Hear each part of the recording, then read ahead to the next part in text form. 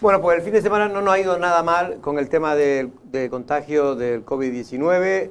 Solo 5 personas en las últimas 24 horas y casi 14, casi no, creo que son 14 bajas de personas que estaban contagiadas este fin de semana, lo cual es un resultado positivo. Nos seguimos manteniendo de todas maneras en esa meseta, donde un día crece un poco y otro día baja un poco. Pero en cualquier caso son datos esperanzadores que hay que esperar que se confirmen a lo largo de toda la semana. Don Pedro Martín, buenas tardes. ¿Cómo está usted, don Pedro? Buenas tardes, Oye, Jorge. don Pedro, veo que tú tienes un buen vaso de agua, una buena copa de agua y aquí nada para el jefe, ¿eh? Que perdón, a lo mejor yo estoy ostentando, pero presumir con agua, Menos tampoco, mal, el agua no se le niega a nadie. Es que no me di cuenta, es que estaba buscando vasos. Por cierto, déjame nada más que hacerte... Pero es que se me olvidó traer agua. Es que yo Como ya no tenemos ni quien nos traiga el agüite, pues... ¿Y es que has tenido alguna vez alguien que te traiga el agua? Hombre, antes por lo menos teníamos personas que nos preparaban la mesa. Estabas muy mal acostumbrado. Nada más que decirte que no son bajas, son altas epidemiológicas. Ah, 10 bajas. Sí, pero bueno, también estamos acostumbrados a estos cambios que cometen de vez en cuando. 14 altas epidemiológicas, lo que hacen que Lanzarote haya mejorado significativamente con los datos de la semana pasada, que estamos acostumbrados en 14 o 15 en este caso. Bueno, vamos a hablar también a Usoa Ibarra. Buenas tardes, Usoa. Hola, ¿qué tal? Luego vamos a tener en este caso al responsable del Departamento de Epidemiología de la Dirección General de Salud Pública, el señor Amos García, y vamos a hablar con él un poco de los últimos datos y sobre todo, que es lo que más nos interesa, Usoa, si realmente el verano, como ya está anunciando desde el gobierno de Canarias, el propio Ángel Víctor Torres, que por cierto, presidente del gobierno, que está previsto que mañana, si no me equivoco, venga de visita oficial a la isla de Lanzarote, según anunció también Elena Mañez, que es la consejera de Empleo, que hoy estuvo en la isla. Sobre todo Usoa, para preguntarle si cree que en verano pues vamos a tener ese 70% de vacunación comunitaria. Sería interesante que nos aclare ese aspecto. Fíjate que hablando con mi familia, ayer vacunaron a mi madre con AstraZeneca. ¿Ah, sí? Como es mujer y dentro de la franja de edad entre 60 y 69, pues tenía todas las papeletas. Pues nada, dile que no hay ningún problema, ¿eh? No, pero que me ha dicho que más de hora y media de colas, porque en el País Vasco ha metido la quinta marcha. Están realmente con esta prioridad en las agendas políticas y en este caso en la sanitaria principalmente. Y ¿pero que ya la cola, qué significa? ¿Que va mucha gente? Hora y media esperando, por lo tanto... ¿Pero que va mucha gente? Sí, fue ayer domingo, por lo tanto se está vacunando, creo que me dijo mi madre, en Vizcaya, a más de 35.000 personas en una sola jornada. Un llamamiento masivo. Es un llamamiento efectivamente, sobre todo a tener pues, a esa franja de edad vulnerable, digamos de los 60 a los 90 o 100 años, ya vacunada antes de que lleguemos a junio. Por lo tanto, entiendo que Canarias, que ya ha ido muy anticipada en este sentido, cumpla con el requisito de empezar ya a vacunar a los más jóvenes, ¿no? Parece que una de las vacunas ha solicitado la franja de edad entre los 12 y los 16 años y hay que esperar a que se dé el visto bueno, ¿no? Pero sí parece que esta es la senda. Bueno, y la última hora en cuanto al suceso de los 2 niños desaparecidos y su padre, pues de momento no se sabe nada, sigue la búsqueda y hay todo tipo de teoría, Pedro. Hombre, hay un llamamiento por parte de la madre, ¿no? Un llamamiento a la esperanza, no quiere ponerse en el peor de los escenarios. Y hombre, si la madre pierde la esperanza, pues difícilmente, ¿no?, se tendrá por parte de otro. Así que me parece hasta lógico y normal intentar mantener la calma y la esperanza, vuelvo a reiterarlo, la esperanza en encontrar a los niños pues con vida, ¿no?, sanos y salvos, que la verdad es que no tiene para nada de buena pinta. No tiene nada, bueno, en cualquier caso creo que la situación vamos a dejar que lo actúe la justicia y que actúe en este caso también los cuerpos de seguridad del Estado. Sobre todo ellos, ¿me dejas decir una cosita antes que me olvide? Porque después te lo comenté antes, sí, antes que después nos metamos en otros temas, pedir, porque me encontraba con una gente caminando por la calle Real, unas vecinas en este caso de Recife, muy cerca de Cuatro Esquinas, muy cerca del charco de San Ginés, la plaza aquella que está en Cuatro Esquinas, pedir que haya un poquito más... Plaza España, ¿no? No sé cómo se llama, de verdad que bueno, no sé siempre cómo se llama la de las España, Cuatro Esquinas, no sé si la verdad es que están muy... está bastante en buenas condiciones porque aquello se reformó todo, pero sí es verdad que se ve que hay gente que estaban allí continuamente haciendo lo que tengan que hacer. La verdad es que no creo que hagan cosas muy buenas, pero sí es verdad que casi todos los alrededores están cerrados.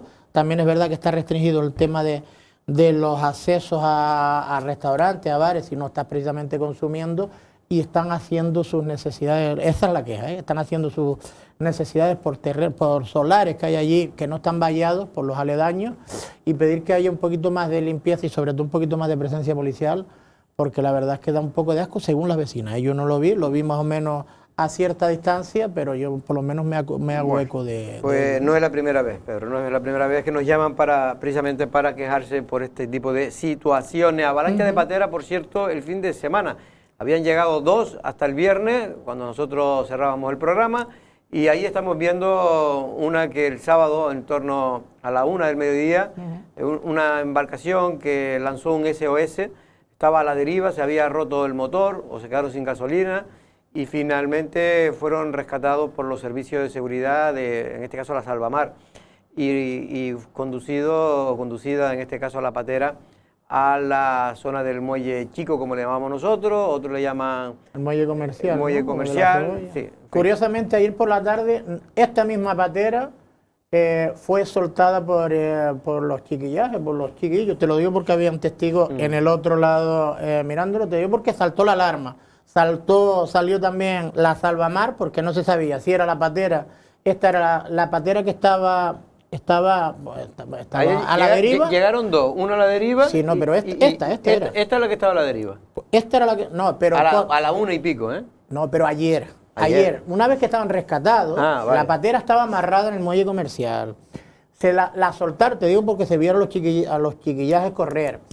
Y tuvo que salir la Salvamar porque no sabían si era esta patera o era una patera que había llegado sin tripulante y saltó la alarma. Lo digo para que alguien le diga a los chiquillajes esto, que se puede confundir con una desgracia, que la salida del Salvamar cuesta muchísimo dinero, muchísimos recursos, que se pueden activar unos recursos que también son costosísimos, que podrían estar incluso ocupando el tiempo y de verdad podría haber atrapatera o cualquier otra emergencia en otro lugar. Y después también pedir un poquito de presencia. ¿Valga decir que le tengo coraje? No, no les tengo coraje.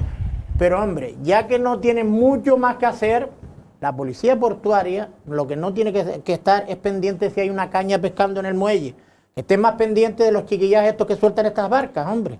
Digo bueno, don Pedro, ya alguno va a creer que tiene usted algún amigo. Me da igual lo que crea, no creo que esté diciendo ningún disparate. En la policía portuaria. Usoa, en cualquier caso, lo que sí está preocupando mucho es, bueno, ha llegado muchos niños, gente joven y menores, y el tema es que ya estaban los servicios que se habían un poco, bueno, en los últimos tiempos había bajado el número de personas, pero otra vez está en un índice importante, y sobre todo decía la consejera de Asuntos Sociales que está provocando pues que si hay gente que tiene que ir, si da uno COVID tiene que separar a no sé cuánto, en fin, que la situación cada vez se está complicando más. Bueno, es que estamos en color rojo, ¿no? En ese semáforo de servicios asistenciales a menores inmigrantes y a inmigrantes en general, sobre todo estos que llegan de esta manera, ¿no? A través de las pateras. Además, está claro que no vienen a ciegas porque se personan, incluso en los servicios de Cruz Roja. Saben dónde tienen que acudir a solicitar ayuda cuando se ven además aquí un poco desamparados. Eso fue lo que vinieron el viernes. El viernes llegaron a la Santa y cogieron un taxi y se fueron directamente a la Cruz Roja. No, pero que te quiero decir que vienen informados, vienen ya con... Estamos en la edad de la información, ¿eh? No, pero es que me parece normal, ellos no solo están en la edad de la información, están supuestamente en la edad de la supervivencia, ¿no? Y que este viaje les salga bien. Bueno, les salga yo como no me gusta decir tontería, y hay que conocer a la gente, los que vienen en patera no están precisamente muriéndose de hambre, son una desgracia para los países de Marruecos, son la gente que posiblemente muchos de ellos sean más pudientes, no uno más pudiente, pero que han podido estudiar, que son de familia media, porque hay una familia media en Marruecos, una familia nuestra, digamos, con unos niveles medios bajos, ¿no? de recursos, ¿no? También es mucho más barata la vida allí. Pero en fin, no son no son ignorantes, no son gente pero que... de todas maneras, Jorge, esta información se la dan las mafias, estos viajes son organizados, ellos no vienen a ciegas. ¿no? Les van diciendo dónde tienen que ir, dónde tienen que ir, le dan un cierto número de teléfono y después muchos de ellos ya tienen incluso familia aquí, ¿no? Pero el SOS tengo entendido que se la... No digo este caso concreto, digo muchos casos. De la que estaba en deriva, parte del propio Marruecos, en este caso hay una asociación de inmigración, de ayuda a los inmigrantes, que son los que lanzan, tienen un teléfono, precisamente, me parece muy bien, un teléfono para cuando hay alguna desgracia en el alta mar, pues puedan llamar a los equipos de emergencia de la zona, ¿no? Para que puedan atenderlo. Para que no pase como el otro día en la famosa patera de la muerte, que se especula que no fueron 24 fallecidos, que habían alrededor de 70 personas en ese cayuco. Bueno, lo que yo quiero decir es que no se trata de un viaje de placer, no se trata de un viaje cómodo, ni mucho menos, ni nada garantista, ¿no? Porque efectivamente estamos siendo testigos de cómo mueren personas a pocas millas o kilómetros de las costas lanzaroteñas, o sea que esto no lo quería especificar porque me parecía una obviedad. Pero bueno, el recordatorio, por cierto, si mañana viene Ángel Víctor Torres, pues tendrá que ser por parte del Cabildo de Lanzarote de esta exigencia, porque como no es nuevo y como han ido parcheando como han podido en estos meses atrás, donde se han dado picos además graves, ¿no?, en cuanto a asistencia y aglomeración de estos inmigrantes en esos centros de acogida, pues habrá que seguir con el recordatorio al gobierno autonómico para que presione al gobierno estatal. Efectivamente, por cierto que ayer, el Día de la Madre, que fue ayer, ¿no? Estaba... antes de ayer, el día 1. No, ayer domingo, no, el día antes de ayer fue el día del trabajador. Lo digo porque iba a ir a comer y estaban todos los restaurantes llenos, pero todos los restaurantes, una cosa es que es un día muy importante. Increíble, es increíble lo que quieren aquí los hijos a las madres. De todas maneras, eso es bueno porque ha permitido a la hostelería, en este caso, oiga, pues tener un fin de semana bastante concurrido y por lo tanto con bastante trabajo, ¿no? Y hablando de trabajo, el sábado se celebraba el Día del Trabajador, USOA, y de la Trabajadora. Muy bien. Del trabajador, de la trabajadora, y en este caso vamos a ver algunos de los actos, o de los pocos actos que se celebraron en esta situación pandémica. Tras un 2020 marcado por el confinamiento, los principales sindicatos en Lanzarote, Comisiones Obreras y UGT, volvían a activarse este sábado, en el tradicional 1 de mayo, más conocido como el Día del Trabajador. Comisiones optó por una convocatoria clásica en el Parque José Ramírez Cerdá de Arrecife, donde se formó una cadena humana y se leyó un manifiesto en el que, entre otras cosas, se quiso alabar el esfuerzo realizado por todos estos trabajadores que lucharon en plena pandemia en puestos esenciales. Ha pasado un año muy duro, tanto en el ámbito sanitario como en el económico y social, en el que la pandemia ha seguido manifestándose virulentamente y donde los servicios públicos y los esenciales han seguido siendo claves. Por eso, desde los sindicatos de clase queremos en este 1 de mayo colocar en máxima relevancia el mundo del trabajo y hacer un reconocimiento explícito a todas las personas trabajadoras que han formado parte de estos servicios esenciales, que en un momento tan complicado y en medio de una plaga de contagios han estado al frente, salvando vidas, cuidando de nuestros mayores en las residencias, garantizando la producción, distribución y suministro de alimentos y otros productos necesarios. UGT congregó a sus afiliados en el salón de actos de su propia sede para entregar el premio Miguel Barrios al sindicalista Julio Hernández, un homenaje a sus 43 años al frente de su tarea de camarero y enlace sindical en el Hotel Meliá Salinas, en Costa Teguise. Por supuesto, date cuenta que son 43 años trabajando en la misma empresa y se agradece, sobre todo yo se lo agradecía a la ejecutiva de UGT por haberme dado este premio. Creo que no me lo merecía, pero había otros compañeros, pues bueno, al final decidieron en dármelo a mí, muy contento y muy orgulloso por una labor sindical. Te cuenta de los años 80 estoy metido en el sindicato, de que me acuerdo estaba el sindicato en la calle José Antonio, que compartíamos con el Partido Socialista. Y son bastantes años ya luchando por los intereses de los trabajadores. Una jornada, la del sábado, marcada por el regreso a las calles de los sindicatos y realizadas con orden y sin incidentes. Bueno, una jornada, Pedro, que en cualquier caso es importante no olvidar y sobre todo una jornada especial porque ya el año pasado también estábamos en pandemia, es el segundo año y bueno, realmente el año pasado creo que no se celebró nada, se suspendió todo. Suspendió, sí. Y este año, evidentemente, la salida es más bien testimonial, no como el año anterior. Es verdad que esto ha ido a menos, aunque la labor que hacen evidentemente es una labor importante. Después ya es la mala fama que han cogido, sobre todo por hechos que han cometido en otros lugares, llámese Madrid, la península, etcétera, etcétera, pero sí es verdad que hacen una labor importantísima. Y por aquí, por ejemplo, y de la pieza que veíamos, a mí sí me gustaría sumarme al homenaje, en este caso a Julio, porque es de mi pueblo, y hombre, 43 años en una misma empresa, en este caso una empresa que es un referente en Lanzarote y sobre todo en el que representa mucho del sector y que hay mucha gente de mi pueblo también trabajando, como es Melías Salinas, pues desde aquí manda sobre todo felicitarlo, ¿no? Y darle la enhorabuena. Me comentaba, porque hoy en la entrevista del día se le hace una amplia entrevista también como homenaje y para homenajear en cualquier caso a todo el sector de la hostelería y sobre todo a los camareros, ¿no? Porque los camareros en aquella época, en aquellos años, de los años finales de los 70, fueron realmente los verdaderos relaciones públicas que teníamos. No existía nada, ni en aquella época yo creo que ni patronato de turismo, y si existía estaba en pañales. Pero en cualquier caso eran a finales de los años 70 las personas que bueno, los pocos turistas que venían en aquella época, porque eran pocos, pero se conocían incluso por sus nombres, ellos conocían, eran muy repetidores la gente, sobre todo los alemanes venían, antes era un turismo, curiosamente, el alemán venía más turistas alemanes que ingleses. Sí, es que al alemán siempre le ha gustado esos lugares por desarrollar, ¿no? Es decir, llegar un poco, no te voy a decir a colonizar, pero sí a espacios poco masificados. Y en ese caso Lanzarote no es que no estuviese masificado, es que estaba pues saliendo del huevo prácticamente. Y efectivamente se hacía un trabajo en equipo. Hay muchos profesionales de distintos sectores, ya sean taxistas, los propios policías locales de aquella época, de esos años 60, ¿no? 67, 70, ¿no?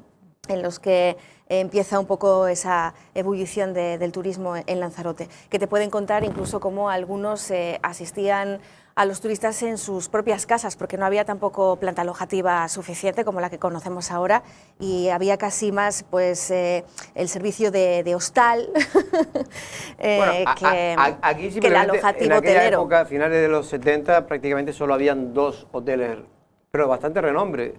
Un hotel de 5 estrellas como era el Hotel Melías Salinas y en este caso el Hotel Fariones. Pero a finales, no al principio de los 70, recordemos que hace 2 o 3 años se cumplió el 50 aniversario de los primeros hoteles en Puerto del Carmen y también Costa Teguise. Sí, fue en el año 70. A principios de los 70. Bueno, tenemos a Amos García. Buenas tardes, don Amos, ¿cómo estás?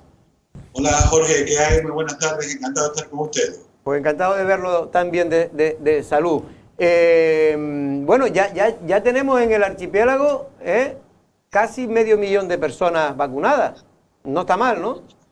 No, hombre, yo creo que está bastante bien.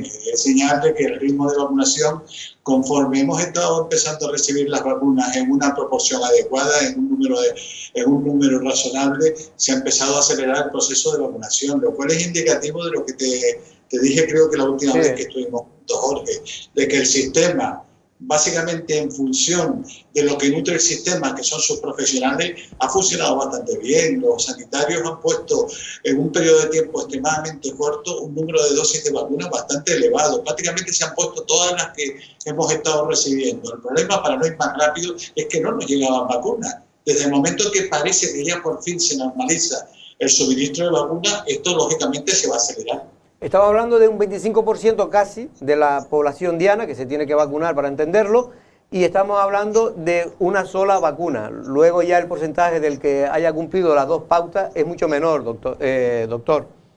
Sí, es mucho menor por una cuestión de tiempo. Lógicamente el acelerón se está produciendo en estos momentos y lógicamente eso significa que estamos vacunando a mucha gente con la primera dosis, pero ya con la primera dosis se genera una respuesta protectora bastante razonable, bastante eficaz, que lógicamente se complementa y se aumenta cuando recibamos la segunda dosis. Está criticando mucho, no solo aquí, también en toda España, no sé lo que piensa usted, Amos, el tema de la AstraZeneca, aquellas personas que han sido vacunadas ya con la primera dosis, menores de 60 años, que sobre todo son colectivos de seguridad y tal, y que de momento todavía en España no se ha clarificado si se va a poder vacunar con esa, por segunda vez con esa vacuna o con otra. Sí, y yo creo que hay países que ya han tomado la decisión clara, más países muy solventes como Alemania y Francia, que ya han tomado la decisión de vacunar la segunda dosis a este grupo de personas con otra vacuna, con una vacuna de ARN mensajero. Porque entienden, como es lo lógico, lo razonable, de que no va a pasar absolutamente nada por poner una segunda dosis de ARN mensajero, que no se va a ver afectada ni la seguridad ni la eficacia.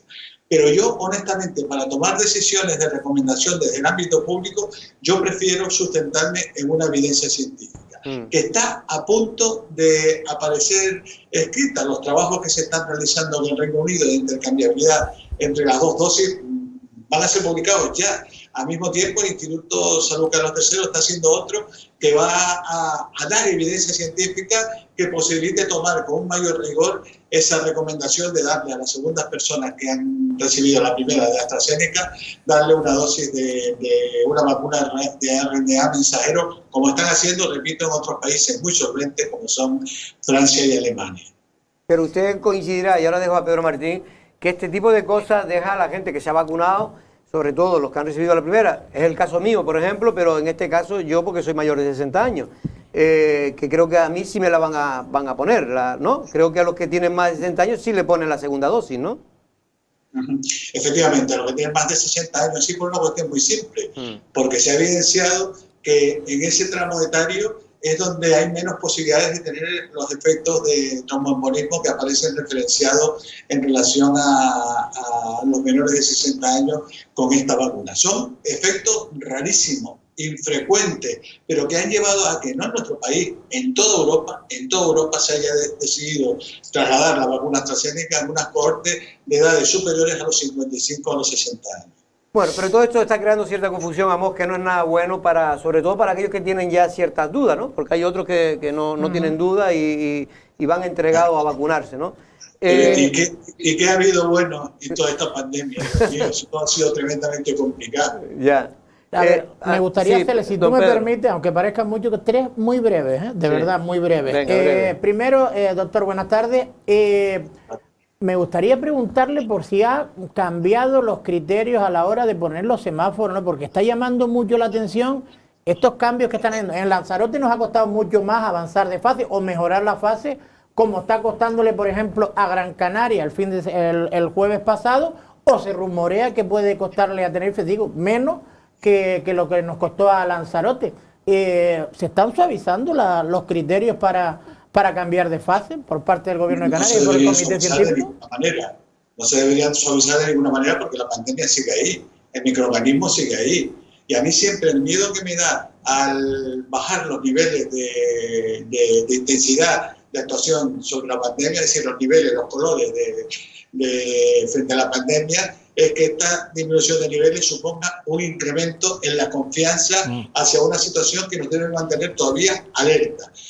No es solamente un epígrafe epidemiológico el que consolida la disminución del nivel, es decir, no es solo la carga de enfermedad, es también el impacto de ingresos en UCI, el número de PCR que se realizan, es decir, es un pool de indicadores los que justifican o no la disminución de niveles. Posiblemente en función a que ese pool de indicadores así lo han aconsejado, por lo que se bajó el nivel en Gran Canaria y por lo que se puede bajar, ya veremos, esta tarde en Tenerife. Pero repito, a mí lo que realmente me preocupa es que esa bajada de niveles vaya acompañada de un incremento, de una subida de la confianza de la ciudadanía, porque como hemos bajado de niveles que estamos mejor, ya podemos... No, el problema sigue ahí. Y por lo tanto tenemos que seguir manteniendo el alerta, tenemos que seguir manteniendo la guardia bien elevada. Ahora dejo Usoa, pero no, simplemente una cosa para lo que me le está quedan diciendo. dos, no te me vayas a saltar. No te preocupes. Simplemente, doctor, el viernes teníamos aquí en directo también al vicepresidente del Gobierno de Canarias, al señor Román Rodríguez, y él decía que era una equivocación total, desde su punto de vista y como Nueva Canaria, más que como gobierno, el que desapareciera el estado de alarma el próximo día 9 de mayo. Bueno, me queda una. ¿Usted cree que es un error el quitar todavía con el estado pandémico que tenemos en España y en Canarias el estado de alarma? Sí, vamos a ver, yo desde el punto de vista del ámbito jurídico no soy capaz de pronunciarme. Sí soy capaz de pronunciarme en el siguiente sentido. Si suprimimos el nivel del estado de alerta, tiene que haber claramente un armazón que posibilite a las comunidades autónomas tomar decisiones similares a las que se han tomado a lo largo del estado de alarma. Porque, repito, la pandemia sigue ahí. Y como sigue ahí, hay que ser extremadamente prudente a la hora de tomar medidas, y para eso se requiere la posibilidad jurídica de tomarlas. Yo, dentro de lo que es el ámbito de competencia, no me meto, pero sí puedo decir que si se suprime el estado de alarma, en el sentido de recuperar derechos, eso tiene que venir acompañado de la posibilidad de que las comunidades autónomas puedan tomar las decisiones oportunas que puedan mitigar el peso de la pandemia. Eso es claro. Sobre todo, Román Rodríguez lo decía, sobre todo por el hecho de que las cosas más o menos van bien en Canarias, por ejemplo, y por quitarlo, pues podemos perjudicar hasta que no tengamos esa inmunidad comunitaria, ¿no? Sí, es lo mismo que decía antes con el tema de los niveles de cada isla. Es que la pandemia sigue ahí, el microorganismo sigue ahí. El microorganismo no es que te haga zapado, es que está en las personas y está buscando la posibilidad de transmitirse a otra persona. Por lo tanto, hay que ser extremadamente prudente. Repito, si el estado de alerta cesa, lógicamente tiene que haber la posibilidad clara por parte de las comunidades autónomas de mantener o de aplicar determinadas intervenciones que se han desarrollado durante el estado de alarma y que han tenido un éxito indudable. Pedro, querías hacer la última, venga. No, quería hacer dos. ¿Dos más? Que habíamos, sí, como haces tú, que interrumpes a mitad, pues lo mismo, lo que pasa es que tú eres el director, pero como me da igual. El que no interrumpe soy yo. Sí, muy bien, doctor. La segunda quería que se refiriera, o quiero hacerle una pregunta con respecto a esta petición de datos que ha empezado este fin de semana a final de la semana pasada, en la restauración, ¿no? Esto de coger los datos en fase 1 y 2 y pedirle a los que están dentro del local, pedirle los datos. La restauración, las cafeterías, todos están bastante molestos porque no entienden muy bien por qué se toma esta decisión con ellos, con otros sectores no, que también atienden en el interior, y sobre todo lo que no entiendo yo, en este caso soy yo, ahora, al final. Y esto no se tenía que haber hecho al principio. Posiblemente, pero la pandemia no nos ha enseñado de entrada, nos va enseñando a lo largo del camino, del desarrollo de las intervenciones sobre la misma, y vamos aprendiendo cada día. Y lógicamente esa medida, que puede ser extremadamente complicada, compleja de entender, hay que ver que en el campo de la restauración estamos mucho tiempo sin mascarilla en espacios cerrados, y eso es un factor de riesgo evidente. Y por lo tanto lo que se trata es de facilitar la actuación de los médicos rastreadores. Si se produce un caso en el ámbito de la restauración, el tener perfectamente localizado, sin ningún tipo de otro objetivo que el de saber quién ha estado en el ámbito horario específico en un espacio cerrado sin mascarilla porque ha coincidido con un caso y por lo tanto tiene que ser rastreado, lo que se persigue fundamentalmente es poder actuar de manera más rápida sobre estos casos y evitar que el proceso expansivo de la pandemia siga adelante. Sí, yo creo que vamos aprendiendo a lo largo del camino y en ese proceso de aprendizaje entendemos que uno de los elementos que ha dificultado la labor de los rastreadores está precisamente en el no haber podido identificar en algunos ámbitos donde se han producido casos, el haber podido identificar a las personas que habían estado como contactos en ese espacio. Doctor, y la última, muy rápido. El tema de conseguir la inmunidad de rebaño, todos lo estamos esperando como agua de mayo, esperamos que sea a corto plazo una de las soluciones que hay para salir de esta situación, sobre todo primero de la pandemia y después de la situación de crisis económica. Pero también es verdad que están los más agoreros en los que dicen que vamos a tener que seguir pues reforzando esa inmunidad de rebaño, seguir vacunándonos cada X tiempo, ¿no? ¿Usted también piensa lo mismo? Sí, vamos a ver. Si me permite, no la voy a llamar inmunidad de rebaño porque el otro día una amable persona de Twitter me indicó que no se consideraba una oveja, porque no le decía inmunidad colectiva. Voy a decir inmunidad colectiva si me lo permite. ¿Qué imagino? Para conseguir esa inmunidad colectiva, con ese 70% mínimo, estamos ya logrando algo que es muy importante. Cortar la transmisión del virus y por lo tanto crear el terreno adecuado para empezar a decirle adiós a la pandemia. Tendremos que volver a revacunarnos cada X tiempo. Es un escenario posible. Yo no lo descarto. Los productores de la vacuna de Pfizer dicen que ya están casi afirmando que va a necesitarse una tercera dosis al cabo de los 9 meses de haber recibido la segunda. A mí me parece excesivamente pronto para afirmar eso, porque no ha pasado tanto tiempo como para poder evaluar que la presencia de protección en las personas vacunadas decaiga a los 9 meses de haber recibido la segunda dosis. Yo creo que hay que esperar y ver cómo va evolucionando la vacunación en el tiempo. Y otro mecanismo que nos puede indicar que a lo mejor es necesario una revacunación puede estar en el contexto de la aparición de nuevas variantes. Nuevas variantes, algunas de las cuales puede ser algo más resistente a las vacunas actuales, lo cual no es complicado desde el punto de vista logístico, porque los productores de vacunas pueden adaptar perfectamente y en un periodo de tiempo muy corto las vacunas a las nuevas variantes circulantes. Lo pueden hacer de manera rápida. Por lo tanto, no sería un problema. Lo que sí sería un problema es que nos tendríamos que volver a vacunar. Claro. Usoa, venga, ya te dejo, Pedro, intervenir. Vale, gracias. Amos, buenas tardes. Las vacunas no son 100%, digamos, efectivas al virus, ninguna de ellas. Y es verdad que a mí me gusta repetir también, como repiten ustedes, que la mejor vacuna contra el COVID-19 es la que se utiliza, ¿no? Y por eso yo creo que aquí en Canarias necesitamos que se agilice al máximo las vacunas disponibles. Le quiero preguntar porque acabo de leer que en el Reino Unido el 17 de mayo se va a levantar, ¿no?, la ilegalidad de viajar al extranjero para los británicos. Esto es muy buena noticia supuestamente para España y específicamente para Canarias. Ya veremos cómo nos colocan en esos semáforos, pero ya han advertido que los que vuelvan, aunque estén vacunados, tendrán que tener una PCR previa al regreso a su país. Aquí, sin embargo, en la Comunidad Autónoma de Canarias se ha dicho que todos los que tengan el pasaporte COVID pues no tendrán ni que pasar cuarentenas ni solicitarles una PCR. Por eso en esta comparativa le pregunto, ¿cree usted, y teniendo en cuenta que acaba de decir que hay que seguir con las medidas de control porque la pandemia sigue entre nosotros, esta es una decisión adecuada por parte de la Comunidad Autónoma de Canarias?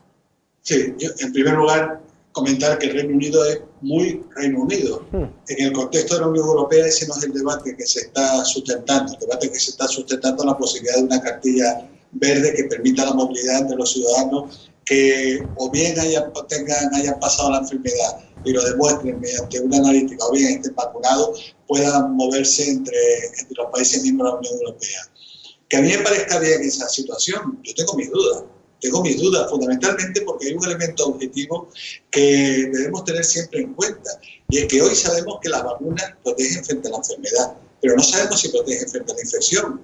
¿Esto qué quiere decir? Que yo puedo estar vacunado, entrar en contacto con el virus, no enfermar, pero sí infectarme y por lo tanto poder transmitirle el problema a otros. Luego tengo que seguir con los mismos mecanismos de prevención que he desarrollado hasta ahora, mascarilla, lavado de manos, etcétera, etcétera. Hay aspectos de ese documento inmunitario que quiere plantearse en Europa que yo creo que debería profundizarse más en sus elementos de reflexión. En cualquier caso, lo del Reino Unido es el otro, digamos, la otra punta, se van a la otra punta. Y tiene sentido irse a la otra punta. Hombre, conforme vayamos aumentando las coberturas vacunales en la ciudadanía, no tiene sentido lo del Reino Unido, porque ya tendremos una población, un número amplio de la población correctamente vacunada. Por lo tanto, ni una cosa ni la otra. La del pasaporte verde requiere, en mi opinión, un proceso de reflexión todavía más intenso, y lo del Reino Unido, conforme vayamos teniendo coberturas vacunales amplias, pues tampoco tiene mucho sentido. Tengo aquí un WhatsApp que me viene a preguntar, para resumirlo, si cuándo, doctor, nos podemos quitar la mascarilla, si cuando ya tengamos la inmunidad comunitaria o colectiva, si usted cree que entonces ya se podrá quitar la mascarilla, por lo menos en los espacios abiertos. Sí, desde luego el quitarnos la mascarilla no va a ser a toque de silbato. Es decir, ya no podemos quitar la mascarilla, va a tener que ser un proceso planificado a lo largo del tiempo. Cuando tengamos esa inmunidad colectiva, posiblemente podremos empezar a quitarnos las mascarillas en espacios abiertos. Y posteriormente, conforme sigamos aumentando las coberturas vacunales, ya podemos empezar a plantearnos entre vacunados el desprendernos de la mascarilla en espacios cerrados y así ir avanzando poco a poco. Pero no va a ser de un día para otro. Bueno, pues vamos a ver si es verdad. La edad de los contagiados, lo cierto es que ha bajado, por lo menos aquí en Lanzarote, de una manera radical. Nos comentaba el otro día el director gerente del hospital Molina Orosa, que ya no hay prácticamente nadie ingresado que tenga más de 60 años. Eso es una muy buena noticia. Es una muy buena noticia, pero también es una noticia que nos indica que ahora los ingresos en UCI en otros hospitales se están dando en edades entre los 50 y los 60 años. Y eso es también un elemento que nos debe indicar cuáles deben de seguir siendo las medidas de prevención que se deben ir recomendando y las estrategias vacunales que se deben seguir implementando. Yo creo que ahora estamos en una situación muy favorable, ¿verdad? Estamos vacunando mucho, afortunadamente, y bien, y por otro lado, parece que el peso de la pandemia ya está teniendo una mayor presencia que anteriormente. Esta cuarta ola que hemos vivido ha tenido un impacto muy inferior al que tuvieron las 3 primeras olas. Y esto es señal de que se empieza a andar, que se empieza a avanzar en el camino y esperemos que ese camino nos lleve a buen puerto lo antes posible. Doctor, ya lo dejo, una sola pregunta. Lanzarote es una de las islas que más y mejor no, pero que más ha vacunado porcentualmente con el resto de las Islas de Canarias, pero nos están diciendo desde fuentes cercanas al hospital que ahora, o de la sanidad pública, que nos quieren castigar, entre comillas, lo de castigar, enviándonos menos vacunas que al resto, porque el resto va desfasado con nosotros, con respecto a nosotros. ¿Eso tiene sentido, en el sentido, me refiero, para de solidaridad, pero también para evitar que en fin, que Lanzarote dentro de poco tengamos a todos vacunados y Tenerife no tenga ni al 50, ¿no? Yo creo que lo que hay que hacer en lo que es la estrategia vacunal, yo no sé si ese escenario se está planteando, pero lo que es evidente es que en una estrategia vacunal lo que tenemos que hacer es proteger a la gente vulnerable, que son nuestros mayores. Y esos son los que tenemos que vacunar, sean de Lanzarote, sean de Tenerife, sean de Fuerteventura, y eso es prioritario. Y si Lanzarote pero eso ya lo tenemos, doctor. Aquí se ha conseguido el 90 y tantos % de los mayores de 70 años. Es decir, sí, pues entonces yo creo que si hay otras islas donde no se ha podido proteger a esos colectivos todavía, porque tienen un volumen poblacional mayor, hay que proteger, porque lo que nos interesa fundamentalmente en estos momentos con la vacuna es salvar vidas. Salvar vidas, ese es el objetivo fundamental. Y una vez que tengamos cubierta la posibilidad de haber protegido a todos nuestros mayores, seguir avanzando de manera justa y equitativa. ¿Qué tiene sentido entonces? ¿Qué tiene sentido esa posibilidad de que nos resten vacunas? Porque nosotros ya hemos, a las personas más vulnerables las tenemos vacunadas prácticamente, ¿no? Pero perdón. Tiene sentido en el sentido de salvar vidas. Pero a ver, esto no es una rumorología, esto creo que es que el otro día estaba con nosotros aquí la responsable de las vacunas, y es que no es que fuera fuente cercana, es que lo dijo que era así, que hay que ser responsable, que esto es una misión de todos y que la parte vulnerable de la sociedad que más es susceptible de ser más débil a este virus es precisamente las personas mayores. Pero es que no son rumorologías, es que lo admitió. Sí, no, pero no lo había admitido, que era verdad que ya no estaban llegando. Ya nos vamos, doctor. ¿Le preocupa el tema del virus de la India? Y ya no digo la situación que están padeciendo esa nación, ¿no? Sino sobre todo si cree que puede... Me preocupa por dos cosas. En primer lugar, porque no somos conscientes todavía, o me da la impresión de que hay sectores de la ciudadanía que no son conscientes de que estamos en una pandemia, que es una pandemia, un problema global, que afecta a todos los países del mundo. Y mientras no tengamos solucionado el problema en todos los países, siempre vamos a estar a riesgo, por una cuestión muy simple. Miren la India. Un país, curiosamente, es uno de los grandes productores de vacunas. Sin embargo, son vacunas que no se quedan en el país. Y en el país resulta que tienen unas coberturas vacunales bajísimas, tienen una posibilidad de desarrollar estrategias preventivas como mascarillas, etcétera, muy bajas. Es un país extremadamente pobre, con un hacinamiento brutal. ¿Y eso qué significa? Que conforme tengamos pocos vacunados, tenemos muchos susceptibles, muchos candidatos a enfermar. ¿Y eso qué significa? Que vamos a tener muchos casos en la India como se están dando. ¿Y eso qué significa? Que a mayor número de casos, mayor posibilidad de generar nuevas variantes. Y de eso no somos conscientes los países desarrollados. No somos conscientes de que tenemos que potenciar la vacunación en todos los países en vía de desarrollo, no solo por una cuestión de justicia, sino también por una cuestión epidemiológica de salud. Y es que si vacunamos en India, conseguimos disminuir la posibilidad de que vayan apareciendo nuevas variantes. Me preocupa la variante india, desde luego tiene que ser una variante a vigilar. En principio todavía no es la predominante, ni siquiera en ese mismo país. parece que tiene una mayor tasa de contagiosidad, pero no de letalidad. En cualquier caso hay que vigilarla, como hay que vigilar la posibilidad de que sigan apareciendo nuevas variantes. Hay otra, la nigeriana, que está ahí en stand-by, que no es muy mediática, pero está ahí. Quiero decir, seamos conscientes de que además de que es profundamente injusto que los ciudadanos de la India no se puedan vacunar, también es un riesgo para la salud global, porque significa que vamos a tener allí, como está ocurriendo desgraciadamente, muchos casos, y si aparecen muchos casos, van a aparecer nuevas variantes como está pasando en la India. Pues doctor, de verdad que le agradezco que haya estado aquí en esta ventana abierta de Lancelot Televisión. Muchas gracias y espero que ya sea la última vez que conectemos ya con usted, ya podamos decir que tengamos prácticamente, si no la inmunidad comunitaria o colectiva, pues prácticamente es muy cerca de conseguirlo. Buenas tardes. Nada, Jorge, ha sido un placer como siempre estar con ustedes. Francamente, no creo que sea la última vez que nos veamos, pero será una de las últimas veces que nos veamos, eso sí. De todas maneras, usted siempre tiene aquí la ventana esta para que usted pueda entrar cada vez que quiera y a ver si un día puede venir y nos podemos ver aquí en directo, presencial. Espero que sea pronto. Será un placer, de verdad. Eso significará que ya estamos todos bien. Exactamente. Muchas gracias. Buenas tardes, doctor Amos. Doctor Amos, que es el jefe de sección de epidemiología de la Dirección General de Salud Pública de... Tú, como siempre, la tienes que oír conmigo, me levantas a mí para que vengamos. ¿Y por qué no levantas a Usoa? Es una broma, Yo le cedo mi puesto al señor Amos porque creo que habla muy clarito y que su información posiblemente sea más valiosa que nuestras opiniones. Sí, seguro. Bueno, Usoa, ¿qué conclusión sacaste? Venga, dime, de esta entrevista, de lo que él aportó. Que va a haber un frenazo de la vacunación en Canarias.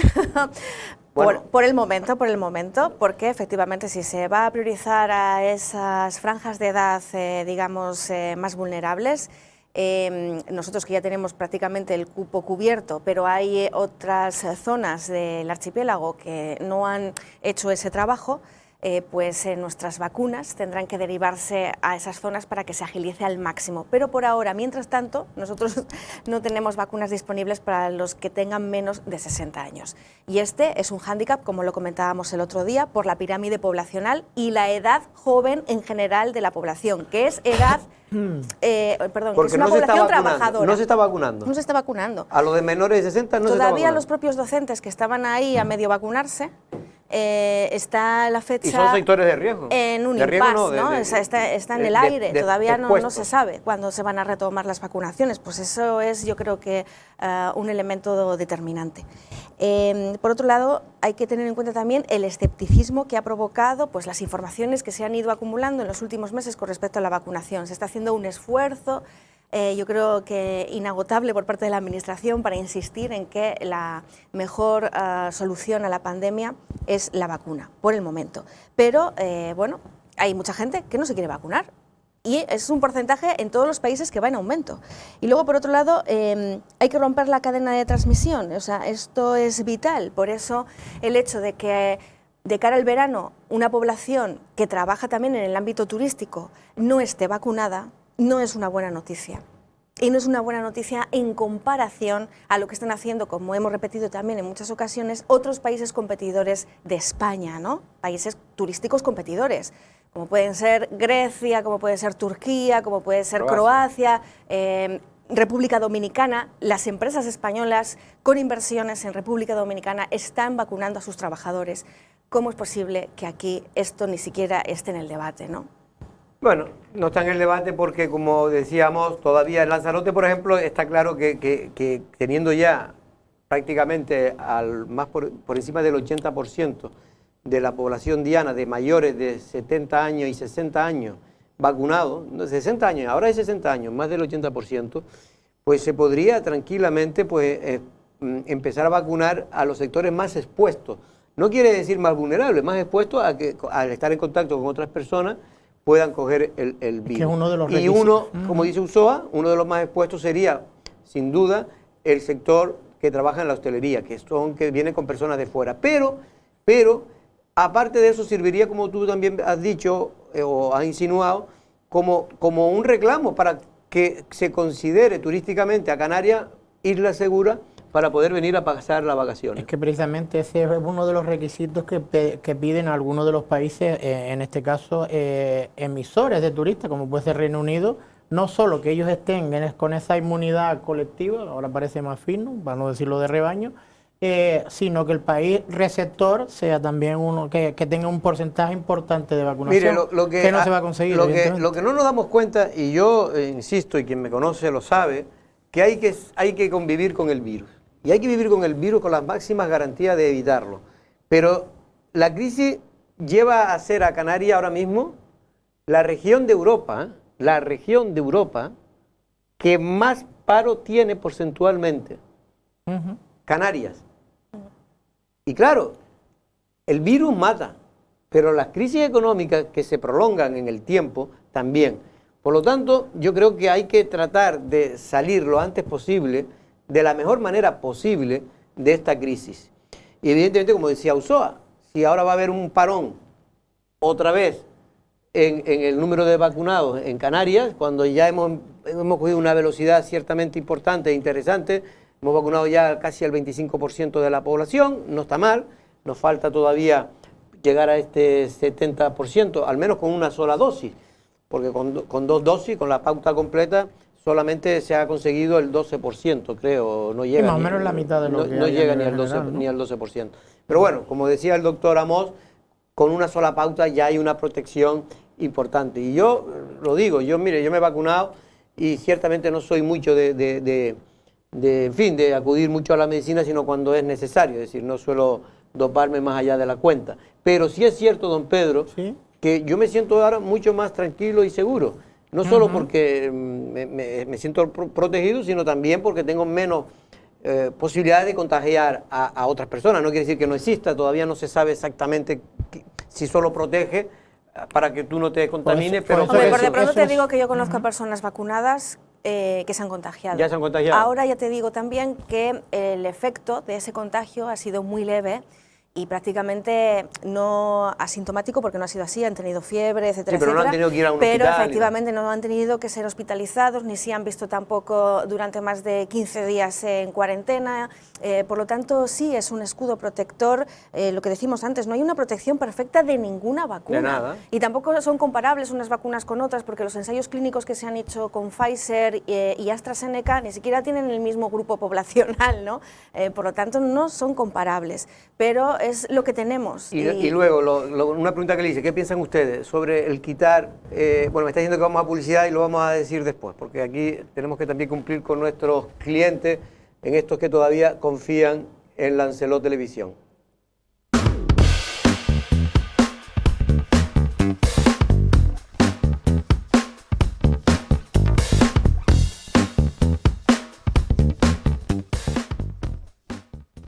El 9 de mayo se acaba el estado de alarma y con ello, pues, muchas comunidades consideran que se encuentran de alguna manera indefensas para poder adoptar medidas que puedan controlar la pandemia en esos territorios. Realmente la situación es complicada, muy complicada. Hay comunidades que están a favor, otras que están pidiéndole a favor de que efectivamente se acabe el estado de alarma el día 9 y otras que le están pidiendo de manera encarecida, como es, por ejemplo, la comunidad vasca, Ulloa, que se continúe con el estado. Pero que no te vayas al País Vasco, perdona. Sí. Canarias también lo está pidiendo. No sé para qué pregunta por el País Vasco estando Canarias. Canarias lo que es el gobierno, el gobierno de Canarias todavía no lo ha pedido. El gobierno de Canarias se ha pronunciado a favor de que se prorrogue el estado de alarma. Román Rodríguez, sí. ¿Y Román Rodríguez de qué gobierno es? ¿Del Vasco? Sí, no, pero él ya especificó ayer como Nueva Canaria, Nueva Canaria, porque dentro del gobierno el presidente, como es del Partido Socialista, no quiere contradecir en este caso al amigo Pedro Sánchez. Y por eso no lo ha hecho oficialmente todavía. Pero bueno, Ulloa, ¿tú qué piensas? Bueno, que no es por despreciar en este caso a otras formaciones políticas o comunidades autónomas, pero es que la del País Vasco y en concreto el PNV tiene mucho que decir en el gobierno estatal. Y de ahí la importancia de que el hecho de que se haya plantado y haya dicho que ellos necesitan mantener el estado de alarma es significativo. Y yo estaría de acuerdo sabiendo la situación que atraviesa el País Vasco en términos de contagios, de hospitalizaciones y de peor que está en ritmo, este momento. en este caso de vacunación. Por lo En tanto, todo en el estos tres territorio nacional, factores me el refiero. País Vasco no puede permitirse el lujo de levantar el Están toque las de UCI queda. saturadas, por cierto, ahí en el País Vasco. No, Sí, sí. Sí, por eso te saturadísimas. estoy diciendo, pero que se está vacunando a 30 y pico mil personas al día por una necesidad urgente. Y la situación es muy preocupante. Hay una media de 500, ¿no? 500 contagios diarios. Y además no es que no ha bajado en todos, yo creo que No, yo desde creo que ha agosto, subido. por eso, pero desde agosto los niveles han ido increciendo. Entonces, Bueno, este fin de semana es verdad que vi que bajó un poquito, pero bueno. Bueno, con Venga, respecto termina. a Nueva Canarias, y ya para terminar, que el otro día también estaba escuchando y me hizo gracia a un contertulio en una televisión nacional que decía como la habilidad, ¿no?, en este caso también de Nueva Canarias, habilidad entre comillas, porque hay quien dice que esto es un chantaje, pero que para dar apoyo en la última prórroga con respecto al estado de alarma, Nueva Canarias dijo, sí, yo te apoyo a cambio de... Claro.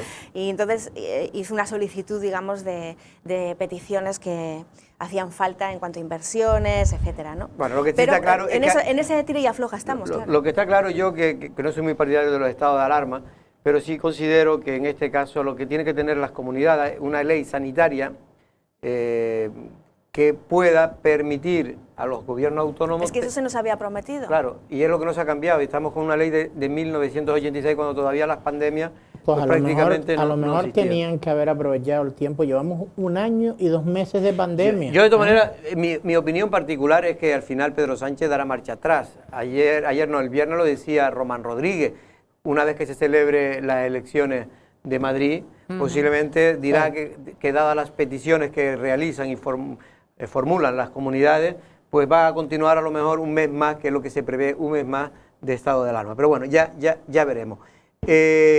Por cierto, estuvo por aquí, lo dije al principio, Usoa, la consejera de Empleo, la señora Mañez. No, lo dijiste fuera de antena, pero da igual, lo dijiste. Lo dije fuera de antena. Pues vamos a ver lo que vino a hacer la buena señora a la isla de Lanzarote. La consejera de Economía y Empleo del Gobierno de Canarias, Elena Mañez, llegó hoy a Lanzarote visitando las oficinas del INEM y la Cámara de Comercio, y no dejaban muchos titulares más allá de que se va a implantar en La Graciosa la banda ancha. Mañez se reunía hoy con la presidenta del Cabildo de Lanzarote para intercambiar opiniones sobre las políticas activas que se van a llevar a cabo en las islas más perjudicadas por la pandemia desde el punto de vista del empleo. En este sentido anunció que mañana martes está previsto que venga el presidente del Gobierno de Canarias, Ángel Víctor Torres, quien anunciará algunas de las acciones para paliar la crisis económica de Lanzarote. Mañana está previsto que venga el presidente del Gobierno de Canarias para trasladar aquellas acciones específicas a poner en marcha en 2 islas que están sufriendo de forma significativa el impacto de esta crisis, Lanzarote y Fuerteventura. Y por eso es importante, y estamos hoy aquí todo el equipo de la Consejería, para poder diseñar conjuntamente con el Cabildo aquellas acciones que nos permitan ir paliando, mitigando el impacto de esta crisis. Insistió en la necesidad de que los ciudadanos de La Graciosa estén con las mismas ventajas tecnológicas que el resto del archipiélago. Todos los proyectos estratégicos de la Agencia Canaria de Investigación, Innovación y Sociedad de la Información, pues tenemos un proyecto que es para ampliar esa banda ancha a la isla de La Graciosa. Finalmente confirmó que los ERTE se van a prorrogar hasta que se acabe la situación pandémica. A las pruebas me remito, las prórrogas se han producido, la ministra ha dicho que va a haber prórroga de los ERTE, nos hemos reunido también en el Consejo Canario de Relaciones Laborales para ratificar nuestro acuerdo y lo hemos elevado a la mesa de diálogo tripartito, y estamos trabajando también con los sindicatos en una ayuda de 30 millones para aquellos trabajadores en ERTE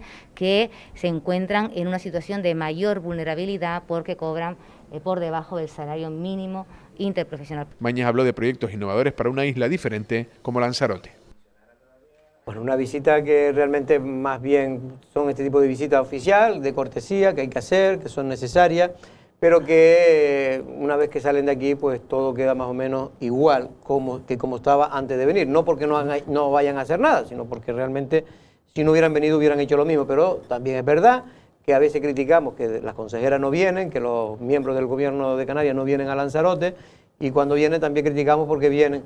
Entonces yo creo que, bueno, que son cosas protocolarias, es bueno que venga por aquí, que se entere a lo mejor de situaciones que a lo mejor desconocía por la distancia, pero en cualquier caso uno siempre pediría más que cuando viene un tipo de visita, porque realmente supo a poco, ¿no? Los periodistas le preguntaban cosas concretas y es que no podía decir, solo decía que mañana sería el presidente del gobierno quien daría mayor información. Hombre, yo creo que esta es una novedad, al menos en el aspecto comunicativo, y es la fraccionalidad de la información, porque primero viene ella, hace como una especie de antesala, sí, y luego el que realmente va a traer, digamos, los datos, la concreción o los planes directos que se nos prometen hoy, será mañana el presidente del gobierno autonómico, ¿no? Que competencialmente yo creo que también es quien lo tiene que hacer.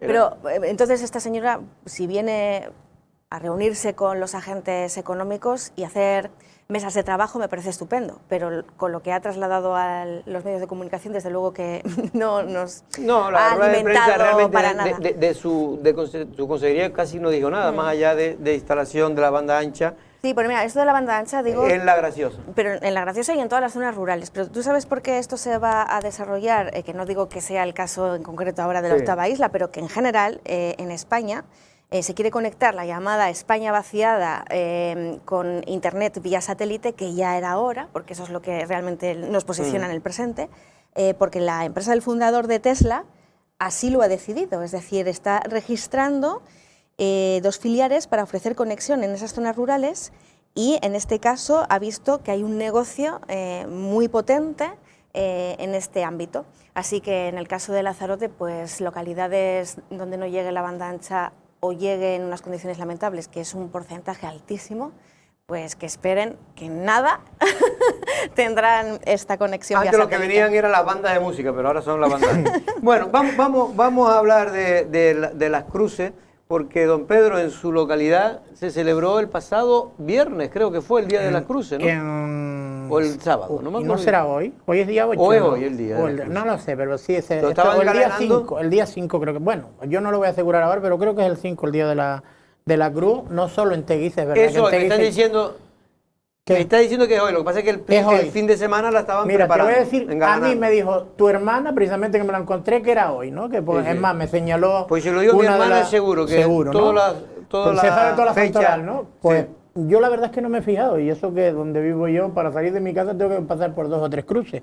Es una tradición, Pedro, para que la gente lo sepa, tú que eres de allí, ¿por qué se hace eso? Yo qué sé, a mí me pones en un aprieto y no me lo sé, yo no me acuerdo. Yo no he sido muy... Yo fui hasta que me dejaron hacer la primera comunión y después ya está, a la misa, digo. Pues vamos a ver un pequeño reportaje que hemos hecho. Me dicen que esperemos un poquito, que lo tienen casi ya preparado. Ya, venga. Este es el flamante aspecto que presenta en la mañana de este lunes la villa de Teguise, que vive con orgullo el Día de las Cruces. Estos elementos, que veneran la tradición de origen romana de la cruz, llegó a tener hasta 14 elementos en Teguise y en esta ocasión fueron ornamentadas por jóvenes del curso de jardinería del IES Teguise. Así nos lo cuenta Claudia. Pues hoy hemos hecho esta hermosa cruz de aquí mismo, que al parecer nos ha costado un poquito la de allí de adelante, pero esta ha sido más fácil porque ha sido más pequeñita y tal. Tanto Eva e Irineo nos cuentan quiénes han trabajado en este arte decorativo. Pues con todos, con los de segundo y los de primero. Viene Silvia, viene Blanca, viene Laura. Esta mañana fuimos a la villa, no lo acuerdo. Hay 2, y Blanca y Silvia, y Teno, Laura y Susi. La propia Eva nos invita a que vayamos a Teguise a observar estas cruces. Sí, que pueden venir, que aquí están todas las cruces muy bonitas que hemos realizado durante toda la mañana y que, no sé, cualquier cosa, pues estamos aquí. Estos maderos han sido de gran importancia en la villa, al haber estado ubicados en los principales puntos del núcleo urbano, siendo referencia principal en actos festivos y religiosos. Y la verdad es que una de las cosas que a mí desde pequeño siempre me impresionaba es la cantidad de cruces que había, Pedro, en la villa, ¿no? Es de quizá el pueblo donde más cruces hay. A ver si me vas a preguntar también por qué hay tantas cruces. No, ya veo que tampoco... No, yo no... No eres muy religioso. No, la verdad es que no, verdad es que no, aunque creo que haya algo, pero será también por intentar cuando estás malo me han dicho que como todo el mundo, no, pero como no sé si rezar. Tú eres de los míos, Pedro, que San Manuel Bueno Martín, como que cree en Dios por si acaso, por si existe. Por si acaso, sí.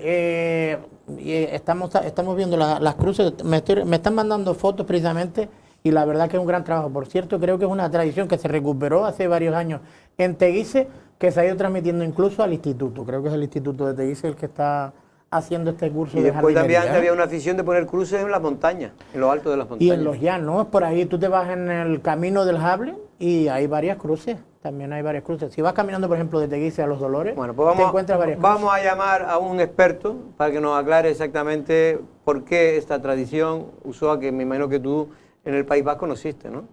No, yo esta tradición la conocí aquí y la conocí casi desde que llegué, o sea que yo entiendo que es algo que al menos en la villa de Teguise se hace como un ritual pues de manera anual y desde hace ya muchísimos años. Y con respecto a las cruces, fíjate que esas cruces también que comentabas del Jable, Sí, hay una visto, en concreto, o hay tres en concreto, donde me parece que si tú te encuentras unas piedras colocadas de una manera, las tienes que cambiar de sitio, ¿sí? sí, para darle como, bueno, a ver, ¿cómo lo digo? Bueno, pues una especie de ofrenda, de ofrenda espiritual exactamente a los difuntos. Pues nada, pues mañana vamos a ver si podemos hablar con algún experto y les puedo explicar exactamente cuál es la tradición. Yo me la sabía, porque la verdad que me la sabía, pero ya se me ha olvidado y no quiero meter la pata. Hombre, tú llamarías o a Paco, a Víctor Barreto, Paco Hernández. Paco Hernández, que es un poco el historiador de la villa. Un poco no, es el cronista oficial y el historiador, claro, un poco. Y enterito él, ¿eh? Es el que más sabe, me refiero, de la cuestión histórica ahora mismo de Teguise, ¿no? Pues, don Pedro, hasta que mañana. me acaba de llamar su madre, hoy le Mi toca... madre me estaba mandando fotos pues de la a mí cruz. me mandó una y le dice que hoy le toca potaje. ¿Y tú qué hiciste tú para comer hoy? Que siempre me dice, ¿por qué le preguntas tú a él? ¿Qué hiciste? Confiesa. Usoa, por suerte, ya viene comida. Pero no lo dice. Mira, según el Santo Oral Católico, la fiesta de la Santa Cruz, que además que se celebra en otras zonas, Sí. a mí me sonaba también eso, muy por Andalucía, Sí. la zona de Granada creo que tiene también una festividad así. Bueno, es Y en simplemente Tenerife la cruz también, de ¿eh? madera donde murió Jesús de Nazaret y se celebra el 3 de mayo porque en esa fecha, pero en el 326, se encontró la reliquia que es sagrada para la religión católica. Así que por eso se le ¿En qué llama año? el Día de la Cruz, 356. Joder, pues hace años. No, porque un par de ellos. Está un poquito apolillada esa cruz ya. en Santa Cruz de Tenerife, precisamente, también se celebra lo mismo que la villa, es decir, el Día de las Cruces. Pues... Nos vemos hasta nos vemos. jueves. Chao. También, don Pedro. Hasta mañana. Mañana. Y nosotros, no es una amenaza, pero mañana volvemos y hablaremos del gobierno.